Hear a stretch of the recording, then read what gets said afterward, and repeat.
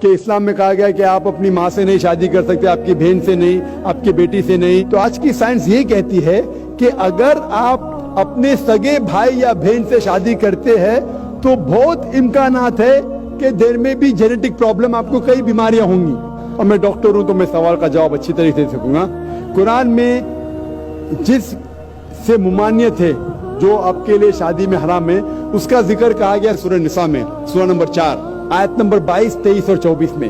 میں نے پہلے بھی کہا ہوں کہ اسلام میں کہا گیا کہ آپ اپنی ماں سے نہیں شادی کر سکتے, آپ کی بہن سے نہیں, آپ کی بیٹی سے نہیں, آپ کے بھائی کی بیٹی سے نہیں, آپ کی بہن کی بیٹی سے نہیں, آپ کے والدہ کے بہن سے نہیں, آپ کے والد کے بہن سے نہیں, وغیرہ وغیرہ. اس کے اندر چچا زاد بھائی اور بہن کا ذکر نہیں ہے. تو کیوں الاؤڈ ہے؟ اسے کہتے ہیں کانسینگیونس میرجز, انگریزی میں کہتے ہیں کانسینگیونس میرجز. آج کی سائنس جو کہتی ہے کانسینگیونس میرج سے they can be genetic problems, لیکن غور کیا جائے گا تو آج کی سائنس یہ کہتی ہے کہ اگر آپ اپنے سگے بھائی یا بہن سے شادی کرتے ہیں تو بہت امکانات ہے کہ دیر میں بھی جینیٹک پرابلم, آپ کو کئی بیماریاں ہوں گی.